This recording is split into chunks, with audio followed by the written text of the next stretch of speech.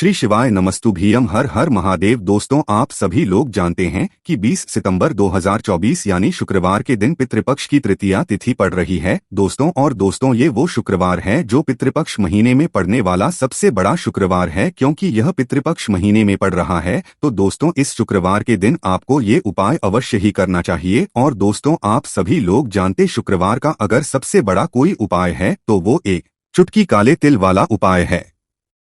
तो दोस्तों, इस शुक्रवार तृतीया के दिन आप लोगों को इस एक चुटकी काले तिल वाले उपाय को जरूर करना है। बहुत सारे लोग होंगे जिन लोगों ने इस उपाय को ना किया हो, मतलब पूरा साल निकल गया उन्होंने किसी भी दिन इस काले तिल वाले उपाय को ना किया हो। पर दोस्तों, आपके पास एक आखिरी मौका बचा हुआ है जो कि 20 सितंबर के दिन है। तो इस दिन आप लोगों को इस वाले उपाय को जरूर कर लेना है। भले ही आपने साल भर इस उपाय को ना किया हो, पर अगर आपने इस श्राद्ध पक्ष महीने की तृतीया तिथि के दिन अगर इस वाले उपाय को कर लिया तो आपको इस उपाय को करने का वो फल मिलेगा जिसकी आपने कभी कल्पना भी नहीं करी होगी। इसीलिए आप लोग इस वाले उपाय को एक बार जरूर कर लेना ताकि आप लोगों के हाथ से यह मौका ना जा सके और आपको इस उपाय को करने का फल मिल सके। दोस्तों, यह उपाय पंडित जी ने अपनी अभी की ही शिव माह की कथा में बताया है, जिस उपाय को आज हम आपको बहुत अच्छे से समझाने वाले हैं। इस वीडियो को देखने के बाद इस उपाय को समझने के लिए आपको कोई और वीडियो को देखने की जरूरत नहीं पड़ेगी। तो चलिए दोस्तों, उपाय को शुरू करते हैं। देखिए, ये इस पितृपक्ष महीने के शुक्रवार के दिन यह इतना खास होता है, इतना महत्वपूर्ण होता है, देखा गया है कभी कभी बड़े बड़े पूजा पाठ अनुष्ठान से जो मनोकामना पूर्ण नहीं होते वो पितृपक्ष के दिन एक छोटे से उपाय करने से ही आपकी मनोकामना पूर्ण हो जाती है। और बहुत सारे लोगों ने इस उपाय को किया भी है और उनको इस उपाय को करने का फल भी जरूर मिला है।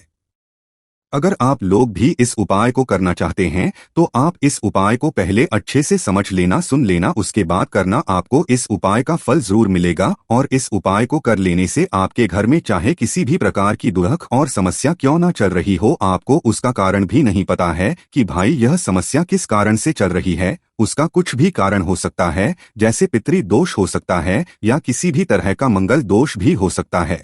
तो इस दिन आप लोगों को यह वाला उपाय कर लेना है। यह एक ऐसा उपाय है जिस उपाय को अगर किसी विशेष दिन पर किया जाए तो भाई उस विशेष दिन का जो है वह तो हमें मिलता ही मिलता है। पर हमने उस दिन पर इस काले तिल वाले उपाय को किया है तो हमें उससे भी फल मिलता है और फल बहुत जल्दी मिलता है, क्योंकि आप इस उपाय को बहुत ही बड़े और विशेष दिन पर कर रहे हो। तो चलिए अब उपाय के बारे में बात करते हैं, लेकिन उससे पहले आप लोगों को यह जानना आवश्यक है कि आखिर यह उपाय किस समय करना है, किसको करना है और कैसे करना है। तो चलिए हम आगे आपको वीडियो में एक एक करके बता देते हैं, इसीलिए इस वीडियो को बिना भगाए अंत तक देखिएगा ताकि इस उपाय को करने के बाद आपका भाग्य प्रबल हो जाए, आपके नवग्रह आपका साथ देना शुरू कर दें, आपके घर की बरकत हो, आपके घर की उन्नति हो और भगवान भोलेनाथ का आशीर्वाद हमेशा आप पर बना रहे। और अगर आप चाहते हैं कि महादेव जी की कृपा से आपके जीवन की समस्त प्रकार की परेशानी से आपको मुक्ति मिल जाए और महादेव जी का कृपा हमेशा आप पर बना रहे, तो दोस्तों पूरी सच्ची श्रद्धा और पूरे विश्वास के साथ इस वीडियो को लाइक कर दीजिए और कमेंट बॉक्स में लिख दीजिए ओम नमः शिवाय, हर हर महादेव। और इस वीडियो को आप जितने लोगों तक पहुंचा सकते हैं उतने लोगों तक पहुंचा दीजिए ताकि लोगों का भला हो सके। और दोस्तों, कमेंट बॉक्स में अपनी राशि भी डाल दीजिएगा। आपकी राशि के अनुसार कोई भी ऐसा उपाय होगा जो करके आप लाभ पा सकते हैं। आश्विन माह के महीने में वह आकर हम आपके कमेंट के रिप्लाई में बता देंगे। लेकिन आपसे निवेदन था, वीडियो लाइक करना मत भूलिएगा। और अगर आप लोग हमारे चैनल पर नए हैं तो हमारे चैनल प्राचीन मार्ग टीवी को सब्सक्राइब कर लेना और इस वीडियो को लाइक करके कमेंट बॉक्स में श्री शिवाय नमस्तुभ्यम ओम नमः शिवाय जरूर लिख दीजिएगा। तो दोस्तों, इस एक चुटकी काले तिल वाले उपाय को हमें इस शुक्रवार के दिन कैसे करना है, किसको करना है, किस समय करना है और कहां पर करना है, ये सारे सवालों के जवाब आपको इस वीडियो में मिल जाएंगे। और जो ये वीडियो देखेगा भाई उसको एक चुटकी काले तिल वाला उपाय जरूर करना चाहिए, क्योंकि इस दिन एक काले तिल का भी बड़ा और विशेष महत्व होता है। और जब बात आ जाए एक चुटकी काले तिल की तो ये सोने पे सुहागा वाली बात हो जाती है। और ये एक बहुत ही बड़ा उपाय हो जाता है इस शुक्रवार तृतीया का। तो अब दोस्तों इस काले तिल वाले उपाय को आखिर करना किसको है, सबसे पहले हम लोग वो बात जान लेते हैं। तो देखो, घर की जो बड़ी माताएं बहनें होती है, उन माताओं बहनों में से कोई भी एक बड़ी माता बहन इस वाले उपाय को कर सकती है। और दोस्तों अगर चाहे तो अपने घर में से सभी सदस्यों को भी इस उपाय को करवा सकते हैं। अगर किसी व्यक्ति की खुद की कोई मनोकामना है, खुद की कोई दुख और परेशानी है जो कि वह अपने लिए ही करना चाहता है, इस वाले उपाय को तो वह खुद अपने लिए भी कर सकता है। बाकी अगर कोई घर में से ऐसा है जो कि अपने पूरे घर परिवार की सुख और शांति के लिए यह वाला उपाय करना चाहता है, तो भाई वह भी कर सकता है, उसमें भी कोई दिक्कत बात नहीं है। कहने का मतलब ये है कि इस उपाय को हर एक सदस्य भी कर सकता है और पूरे घर परिवार के सदस्य के लिए घर की बड़ी माताओं बहनों में से कोई एक माता बहन भी कर सकती है। माताएं बहनें अगर घर में उपस्थित ना हो या वह यह वाला उपाय ना कर पा रही हो, तो फिर घर का कोई बड़ा सदस्य भी इस काले तिल वाले उपाय को कर सकता है, चाहे फिर वह पुरुष ही क्यों ना हो, उसमें कोई भी दिक्कत वाली बात नहीं है।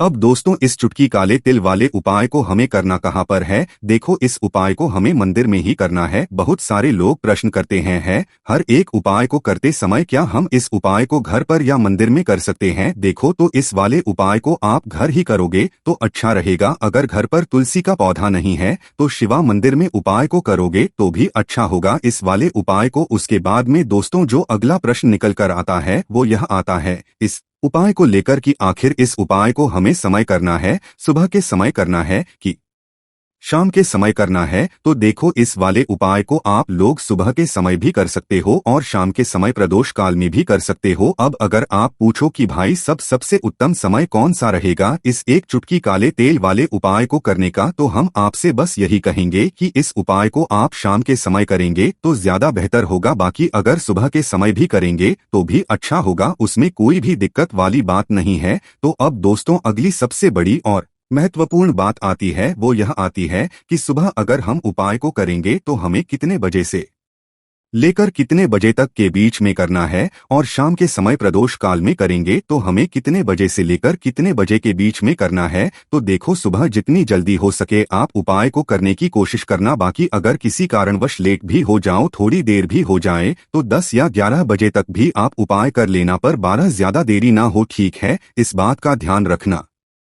उसके बाद में दोस्तों अगर शाम के समय प्रदोष काल की बात करें, प्रदोष काल का जो समय होता है वो शाम के 6 बजे से शुरू हो जाता है। मतलब शाम के 6 बजे से लेकर 7 बजे के बीच का जो समय होता है यह समय प्रदोष काल का समय होता है। पर अभी जो मौसम चल रहा है इस मौसम में जो है शाम बहुत देरी से होती है, तो आप इस उपाय को 7 या 8 बजे के बीच में भी कर सकते हो। मतलब शाम के बजे से रात 8 बजे के बीच में आप कभी भी इस वाले उपाय को कर सकते हो, उसमें कोई भी दिक्कत वाली बात नहीं है। परंतु शुक्रवार के दिन कोशिश करना कि समय के अंतर्गत ही कर लो, किसी कारणवश ना कर पाओ तो थोड़ा देरी से भी कर सकते हो, आपको उपाय का फल जरूर मिलेगा। तो चलिए बात करते हैं हमारे पहले उपाय की। देखिए, इस उपाय के लिए आपको 2 दीपक लेने होंगे। दोनों ही दीपक आप मिट्टी के भी ले सकते हैं और दोनों ही दीपक आप शुद्ध आटा कर उनके भी तैयार कर सकते हैं। अब दोस्तों दोनों ही दीपक के अंदर आपको शुद्ध घी का प्रयोग करना होगा और एक दीपक के अंदर आपको गोल रुई की बाती का प्रयोग करना होगा और एक दीपक के अंदर आपको लंबी बाती का प्रयोग करना होगा। लंबी बाती वाले दीपक के अंदर आप मौली वाला जो धागा आता है कलावा का, उसकी बाती का प्रयोग भी आप लंबी बाती वाले दीपक के अंदर कर सकते हैं। देखिए, 2 दीपक वाला ये चमत्कारी केवल शुक्रवार की रात्रि में ही किया जाता है, इसीलिए आपको इस उपाय को बहुत ही ध्यान से समझना। इसी के साथ में आपको एक चुटकी काले तिल के दाने लेना है और इसी के साथ में आपको मात्र एक चुटकी हल्दी भी लेनी होगी। अब दोस्तों ये सभी सामग्री लेकर के आपको रात्रि के समय पहुंच जाना है अपने घर में, जहां कहीं भी तुलसी जी का पौधा, तुलसी माता का निवास स्थान है, वहां पर देखिए दोस्तों सबसे पहले तो आपके पास जो एक गोल बाती का, उसे आपको तुलसी जी के वहां पर प्रज्वलित करना है। दीपक को प्रज्वलित करते समय आपको ओम नमो भगवते वासुदेवा या इस मंत्र का 11 बार जाप कर लेना है। अब देखिए दोस्तों, आप जो एक चुटकी काले तिल के दाने लेकर के आए हैं उन्हें आपको अपने सीधे हाथ में रखना है और जो आपने गोल भांति वाला दीपक प्रज्वलित किया है, माता तुलसी जी के वहां पर उसके ऊपर से आपको इन एक चुटकी काले तिल को गड्ढी की में घुमाना है। आपको अपना नाम और अपनी गोत्र को बोल देना है और फिर आपको इन काले तिल को उससे जलते हुए दीपक के अंदर डाल देने हैं। देखिए, काले तिल भगवान विष्णु के पसीने से उत्पन्न हुए हैं और जब भी हम यह दीपक रात्रि में प्रज्वलित करते हैं तो इससे हमें हमारे कर्ज में राहत मिलती है। हमारे जीवन में धन प्राप्ति के नए नए मार्ग खुलते हैं।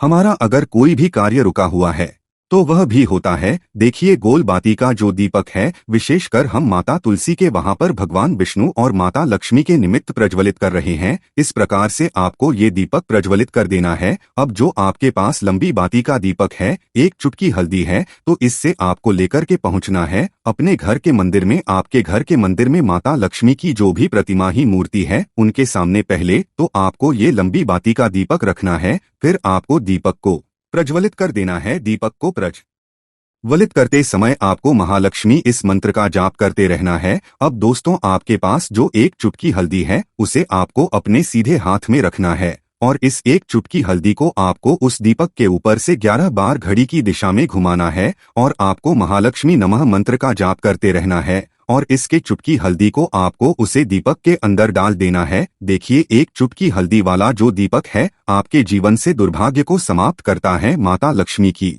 आपको कृपा प्राप्त करवाएगा, धन प्राप्ति के आपके जीवन में नए नए मार्ग बनाएगा।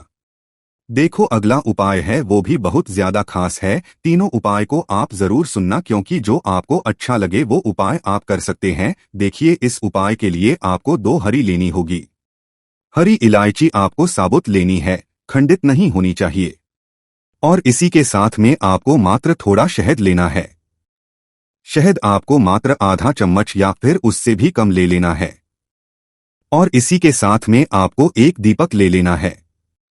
दीपक आप चाहे तो मिट्टी का भी ले सकते हैं और आप चाहे तो शुद्ध आटा मढ़कर उसका दीपक भी आप तैयार कर सकते हैं।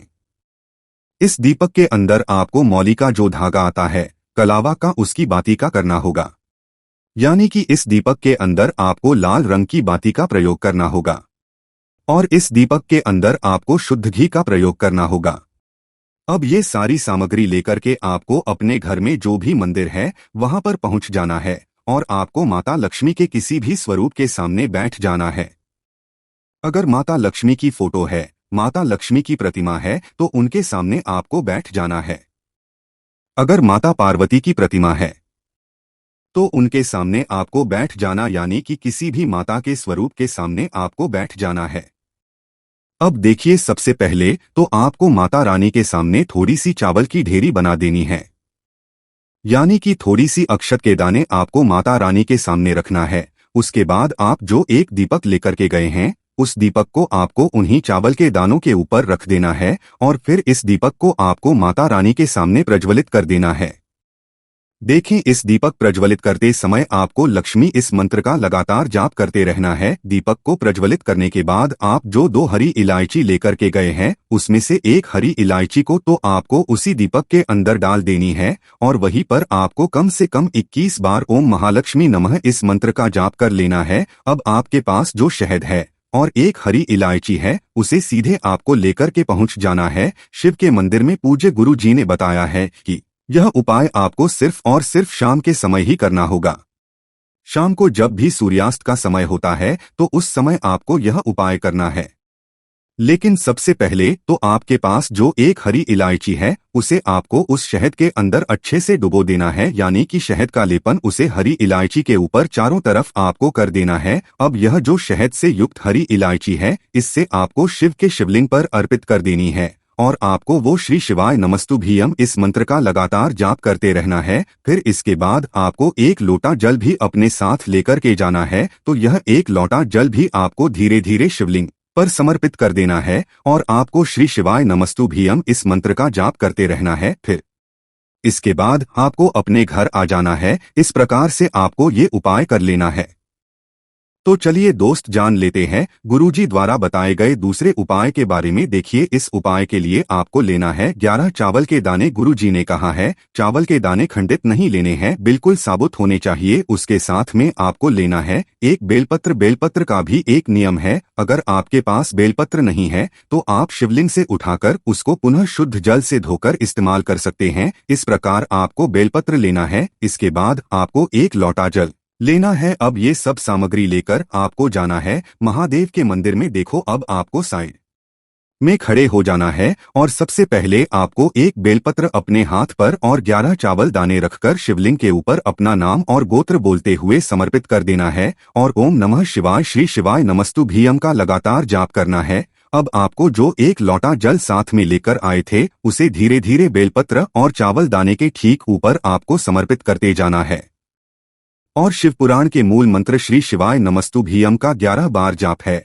और अपनी मनोकामना बोलते जाना है। देखो, बस छोटा सा उपाय करना है, देखना एक दिन आपके सब काम बनने लग जाएंगे। गुरुजी का बहुत ही विशेष उपाय है। चलते हैं तीसरे उपाय की तरफ। देखिए, इस उपाय के लिए आपको एक तांबे के पात्र के अंदर सबसे पहले अपने घर से शुद्ध जल लेना है। फिर इसी के साथ में आपको मात्र थोड़ा सा शहद लेना होगा। शहद आपको आधा चम्मच या फिर उससे भी कम लेना है और इसी के साथ में आपको एक प्यारी बेलपत्र ले लेनी है। बेलपत्र यदि आपको नहीं मिल पाती है तो भगवान शिवा के शिवलिंग पर चढ़ी हुई बेलपत्रों को आप पुण्य शुद्ध जल से धोकर के उपयोग कर सकते हैं। और बेलपत्र जो है वह कहीं से भी कटी फटी खंडित नहीं होनी चाहिए। अब यह तीनों सामग्री लेकर के सीधे आपको पहुंच जाना होगा भगवान शिव के मंदिर में। यह उपाय सुबह से लेकर के शाम तक किसी भी समय कर सकते हैं। देखिए, सबसे पहले तो आपके पास जो शहद है उससे आपको अपने हाथ की चींटी उंगली के जो पास वाली उंगली होती है, अनामिका उंगली, उसमें थोड़ा सा शहद आपको लेना है और इससे फिर आपको शिवलिंग पर जहां माता सुंदरी का स्थान होता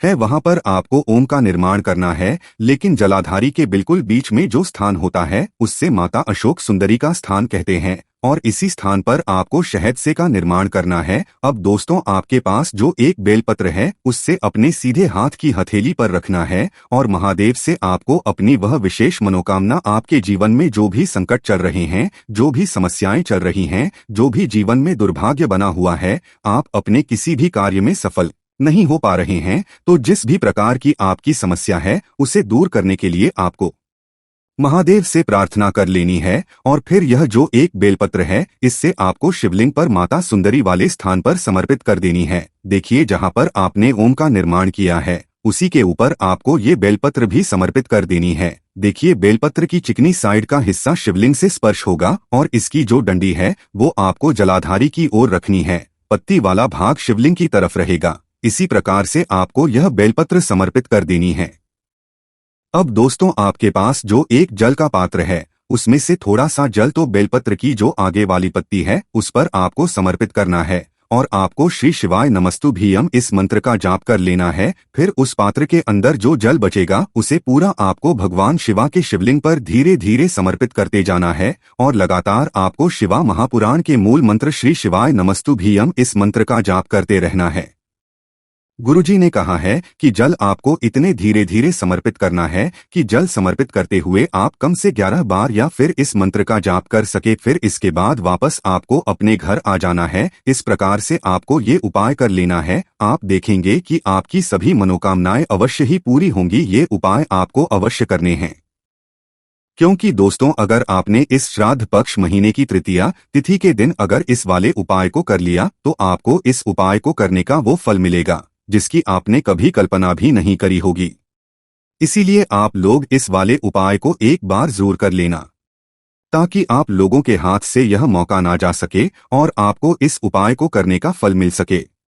दोस्तों, यह उपाय पंडित जी ने अपनी अभी की ही शिव महा की कथा में बताया है, जिस उपाय को आज हम आपको बहुत अच्छे से समझाने वाले हैं। इस वीडियो को देखने के बाद इस उपाय को समझने के लिए आपको कोई और वीडियो को देखने की जरूरत नहीं पड़ेगी। तो चलिए दोस्तों, उपाय को शुरू करते हैं। देखिए, ये इस पितृपक्ष महीने के शुक्रवार के दिन यह इतना खास होता है, इतना महत्वपूर्ण होता है। देखा गया है कभी कभी बड़े बड़े पूजा पाठ अनुष्ठान से जो मनोकामना पूर्ण नहीं होते, वो पितृपक्ष के दिन एक छोटे से उपाय करने से ही आपकी मनोकामना पूर्ण हो जाती है। और बहुत सारे लोगों ने इस उपाय को किया भी है और उनको इस उपाय को करने का फल भी जरूर मिला है। अगर आप लोग भी इस उपाय को करना चाहते हैं तो आप इस उपाय को पहले अच्छे से समझ लेना, सुन लेना, उसके बाद करना। आपको इस उपाय का फल जरूर मिलेगा और इस उपाय को कर लेने से आपके घर में चाहे किसी भी प्रकार की दुख और समस्या क्यों ना चल रही हो, आपको उसका कारण भी नहीं पता है कि भाई यह समस्या किस कारण से चल रही है, उसका कुछ भी कारण हो सकता है, जैसे पितृ दोष हो सकता है या किसी भी तरह का मंगल दोष भी हो सकता है। तो इस दिन आप लोगों को यह वाला उपाय कर लेना है। यह एक ऐसा उपाय है जिस उपाय को अगर किसी विशेष दिन पर किया जाए तो भाई उस विशेष दिन का जो है वह तो हमें मिलता ही मिलता है।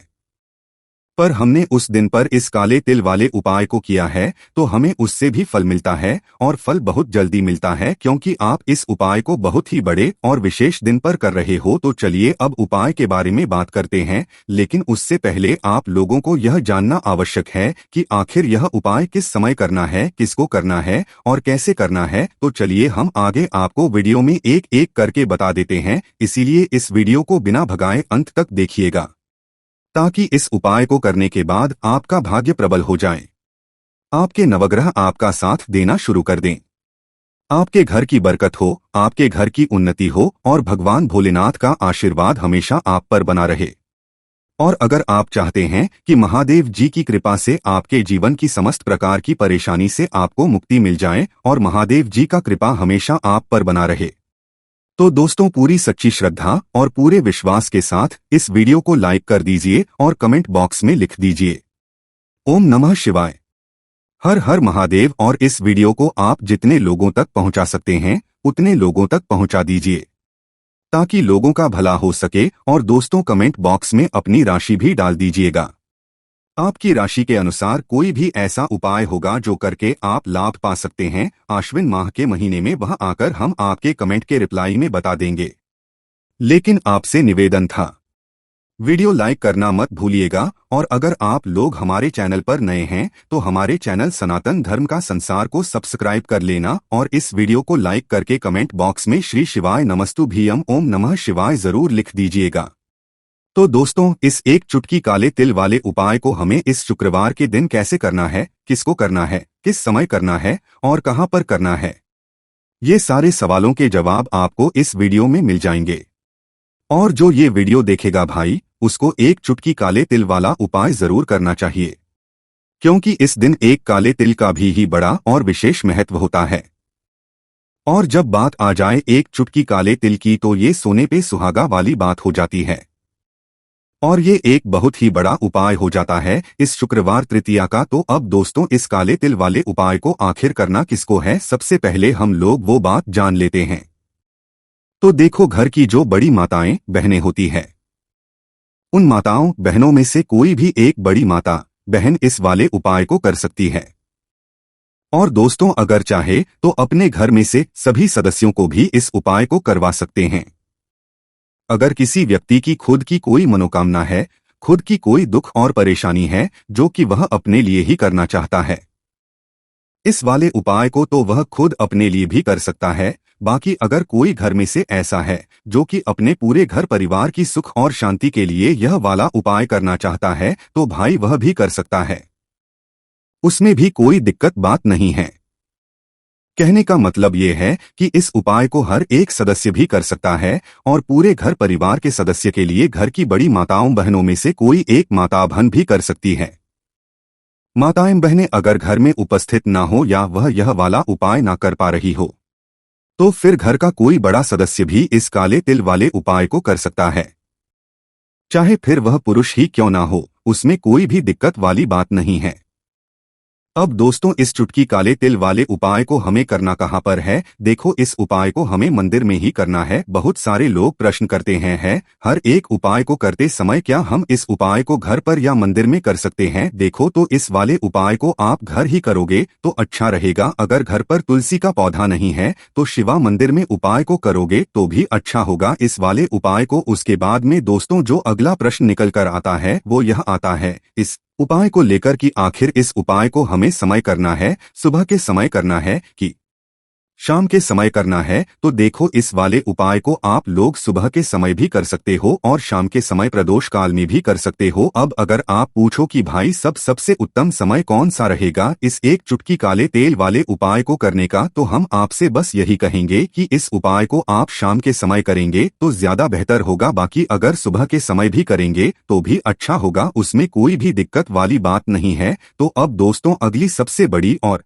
महत्वपूर्ण बात आती है, वो यह आती है कि सुबह अगर हम उपाय को करेंगे तो हमें कितने बजे से लेकर कितने बजे तक के बीच में करना है, और शाम के समय प्रदोष काल में करेंगे तो हमें कितने बजे से लेकर कितने बजे के बीच में करना है। तो देखो सुबह जितनी जल्दी हो सके आप उपाय को करने की कोशिश करना। बाकी अगर किसी कारणवश लेट भी हो जाओ, थोड़ी देर भी हो जाए, तो 10 या 11 बजे तक भी आप उपाय कर लेना, पर 12 ज्यादा देरी ना हो, ठीक है, इस बात का ध्यान रखना। उसके बाद में दोस्तों अगर शाम के समय प्रदोष काल की बात करें, प्रदोष काल का जो समय होता है वो शाम के 6 बजे से शुरू हो जाता है, मतलब शाम के 6 बजे से लेकर 7 बजे के बीच का जो समय होता है यह समय प्रदोष काल का समय होता है। पर अभी जो मौसम चल रहा है इस मौसम में जो है शाम बहुत देरी से होती है, तो आप इस उपाय को 7 या 8 बजे के बीच में भी कर सकते हो, मतलब शाम के बजे से रात 8 बजे के बीच में आप कभी भी इस वाले उपाय को कर सकते हो, उसमें कोई भी दिक्कत वाली बात नहीं है। परंतु शुक्रवार के दिन कोशिश करना कि समय के अंतर्गत ही कर लो, किसी कारणवश ना कर पाओ तो थोड़ा देरी से भी कर सकते हो, आपको उपाय का फल जरूर मिलेगा। तो चलिए बात करते हैं हमारे पहले उपाय की। देखिए इस उपाय के लिए आपको 2 दीपक लेने होंगे। दोनों ही दीपक आप मिट्टी के भी ले सकते हैं और दोनों ही दीपक आप शुद्ध आटा कर उनके भी तैयार कर सकते हैं। अब दोस्तों दोनों ही दीपक के अंदर आपको शुद्ध घी का प्रयोग करना होगा और एक दीपक के अंदर आपको गोल रुई की बाती का प्रयोग करना होगा और एक दीपक के अंदर आपको लंबी बाती का प्रयोग करना होगा। लंबी बाती वाले दीपक के अंदर आप मौली वाला जो धागा आता है कलावा का, उसकी बाती का प्रयोग भी आप लंबी बाती वाले दीपक के अंदर कर सकते हैं। देखिए 2 दीपक वाला ये चमत्कारी केवल शुक्रवार की रात्रि में ही किया जाता है, इसीलिए आपको इस उपाय को बहुत ही ध्यान से समझना। इसी के साथ में आपको एक चुटकी काले तिल के दाने लेना है और इसी के साथ में आपको मात्र एक चुटकी हल्दी भी लेनी होगी। अब दोस्तों ये सभी सामग्री लेकर के आपको रात्रि के समय पहुंच जाना है अपने घर में, जहां कहीं भी तुलसी जी का पौधा, तुलसी माता का निवास स्थान है, वहां पर देखिए दोस्तों सबसे पहले तो आपके पास जो एक गोल बाती का उसे आपको तुलसी जी के वहां पर प्रज्वलित करना है। दीपक को प्रज्वलित करते समय आपको ओम नमो भगवते वासुदेवा या इस मंत्र का 11 बार जाप कर लेना है। अब देखिए दोस्तों आप जो एक चुटकी काले तिल के दाने लेकर के आए हैं उन्हें आपको अपने सीधे हाथ में रखना है और जो आपने गोल भांति वाला दीपक प्रज्वलित किया है माता तुलसी जी के वहां पर, उसके ऊपर से आपको इन एक चुटकी काले तिल को गड्ढी की में घुमाना है। आपको अपना नाम और अपनी गोत्र को बोल देना है और फिर आपको इन काले तिल को उससे जलते हुए दीपक के अंदर डाल देने हैं। देखिए काले तिल भगवान विष्णु के पसीने से उत्पन्न हुए हैं और जब भी हम यह दीपक रात्रि में प्रज्वलित करते हैं तो इससे हमें हमारे कर्ज में राहत मिलती है, हमारे जीवन में धन प्राप्ति के नए नए मार्ग खुलते हैं, हमारा अगर कोई भी कार्य रुका हुआ है तो वह भी होता है। देखिए गोल बाती का जो दीपक है विशेषकर हम माता तुलसी के वहां पर भगवान विष्णु और माता लक्ष्मी के निमित्त प्रज्वलित कर रहे हैं। इस प्रकार से आपको ये दीपक प्रज्वलित कर देना है। अब जो आपके पास लंबी बाती का दीपक है, एक चुटकी हल्दी है, तो इससे आपको लेकर के पहुंचना है अपने घर के मंदिर में। आपके घर के मंदिर में माता लक्ष्मी की जो भी प्रतिमा ही मूर्ति है उनके सामने पहले तो आपको ये लंबी बाती का दीपक रखना है, फिर आपको दीपक को प्रज्वलित कर देना है। दीपक को प्रज्वलित करते समय आपको महालक्ष्मी इस मंत्र का जाप करते रहना है। अब दोस्तों आपके पास जो एक चुटकी हल्दी है उसे आपको अपने सीधे हाथ में रखना है और इस एक चुटकी हल्दी को आपको उस दीपक के ऊपर से 11 बार घड़ी की दिशा में घुमाना है और आपको ओम महालक्ष्मी नमः मंत्र का जाप करते रहना है और इसके चुटकी हल्दी को आपको उसे दीपक के अंदर डाल देना है। देखिए एक चुटकी हल्दी वाला जो दीपक है आपके जीवन से दुर्भाग्य को समाप्त करता है। माता लक्ष्मी की आपको कृपा प्राप्त करवाएगा, धन प्राप्ति के आपके जीवन में नए नए मार्ग बनाएगा। देखो अगला उपाय है वो भी बहुत ज्यादा खास है। तीनों उपाय को आप जरूर सुनना क्योंकि जो आपको अच्छा लगे वो उपाय आप कर सकते हैं। देखिए इस उपाय के लिए आपको 2 हरी लेनी होगी। हरी इलायची आपको साबुत लेनी है, खंडित नहीं होनी चाहिए। और इसी के साथ में आपको मात्र थोड़ा शहद लेना है। शहद आपको मात्र आधा चम्मच या फिर उससे भी कम ले लेना है। और इसी के साथ में आपको एक दीपक ले लेना है। दीपक आप चाहे तो मिट्टी का भी ले सकते हैं और आप चाहे तो शुद्ध आटा मढ़कर उसका दीपक भी आप तैयार कर सकते हैं। इस दीपक के अंदर आपको मौली का जो धागा आता है कलावा का, उसकी बाती का करना होगा। यानी कि इस दीपक के अंदर आपको लाल रंग की बाती का प्रयोग करना होगा और इस दीपक के अंदर आपको शुद्ध घी का प्रयोग करना होगा। अब ये सारी सामग्री लेकर के आपको अपने घर में जो भी मंदिर है वहां पर पहुंच जाना है और आपको माता लक्ष्मी के किसी भी स्वरूप के सामने बैठ जाना है। अगर माता लक्ष्मी की फोटो है, माता लक्ष्मी की प्रतिमा है, तो उनके सामने आपको बैठ जाना है। अगर माता पार्वती की प्रतिमा है तो उनके सामने आपको बैठ जाना, यानी कि किसी भी माता के स्वरूप के सामने आपको बैठ जाना है। अब देखिए, सबसे पहले तो आपको माता रानी के सामने थोड़ी सी चावल की ढेरी बना देनी है। यानी कि थोड़ी सी अक्षत के दाने आपको माता रानी के सामने रखना है। उसके बाद आप जो एक दीपक लेकर के गए हैं उस दीपक को आपको उन्हीं चावल के दानों के ऊपर रख देना है और फिर इस दीपक को आपको माता रानी के सामने प्रज्वलित कर देना है। देखें, इस दीपक प्रज्वलित करते समय आपको लक्ष्मी इस मंत्र का लगातार जाप करते रहना है। दीपक को प्रज्वलित करने के बाद आप जो 2 हरी इलायची लेकर के गए हैं उसमें से एक हरी इलायची को तो आपको उसी दीपक के अंदर डाल देनी है और वहीं पर आपको कम से कम 21 बार ओम महालक्ष्मी नमः इस मंत्र का जाप कर लेना है। अब आपके पास जो शहद है और एक हरी इलायची है उसे सीधे आपको लेकर के पहुंच जाना है शिव के मंदिर में। पूज्य गुरु जी ने बताया है कि यह उपाय आपको सिर्फ और सिर्फ शाम के समय ही करना होगा। शाम को जब भी सूर्यास्त का समय होता है तो उस समय आपको यह उपाय करना है। लेकिन सबसे पहले तो आपके पास जो एक हरी इलायची है उसे आपको उस शहद के अंदर अच्छे से डुबो देना है, यानी कि शहद का लेपन उसे हरी इलायची के ऊपर चारों तरफ आपको कर देना है। अब यह जो शहद से युक्त हरी इलायची है इससे आपको शिव के शिवलिंग पर अर्पित कर देनी है और आपको वो श्री शिवाय नमस्तुभ्यम इस मंत्र का लगातार जाप करते रहना है। फिर इसके बाद आपको एक लोटा जल भी अपने साथ लेकर के जाना है, तो यह एक लोटा जल भी आपको धीरे धीरे शिवलिंग पर समर्पित कर देना है और आपको श्री शिवाय नमस्तुभ्यम इस मंत्र का जाप करते रहना है। फिर इसके बाद आपको अपने घर आ जाना है। इस प्रकार से आपको ये उपाय कर लेना है। तो चलिए दोस्त, जान लेते हैं गुरुजी द्वारा बताए गए दूसरे उपाय के बारे में। देखिए, इस उपाय के लिए आपको लेना है 11 चावल के दाने। गुरुजी ने कहा है चावल के दाने खंडित नहीं लेने हैं, बिल्कुल साबुत होने चाहिए। उसके साथ में आपको लेना है एक बेलपत्र। बेलपत्र का भी एक नियम है, अगर आपके पास बेलपत्र नहीं है तो आप शिवलिंग से उठाकर उसको पुनः शुद्ध जल से धोकर इस्तेमाल कर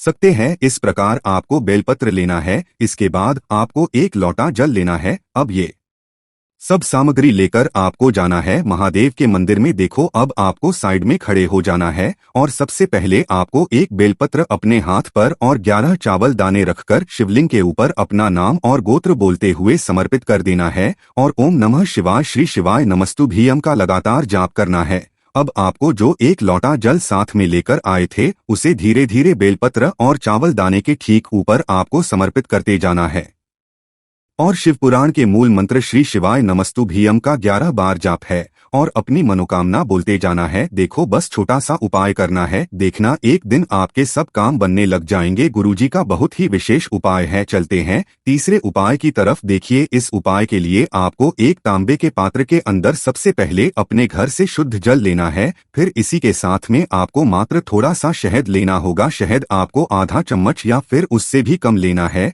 और इसी के साथ में आपको एक प्यारी बेलपत्र ले लेनी है। बेलपत्र यदि आपको नहीं मिल पाती है तो भगवान शिवा के शिवलिंग पर चढ़ी हुई बेलपत्रों को आप पुण्य शुद्ध जल से धोकर के उपयोग कर सकते हैं और बेलपत्र जो है वह कहीं से भी कटी फटी खंडित नहीं होनी चाहिए। अब यह तीनों सामग्री लेकर के सीधे आपको पहुंच जाना होगा भगवान शिव के मंदिर में। यह उपाय सुबह से लेकर के शाम तक किसी भी समय कर सकते हैं। देखिए, सबसे पहले तो आपके पास जो शहद है उससे आपको अपने हाथ की चींटी उंगली के जो पास वाली उंगली होती है अनामिका उंगली, उसमें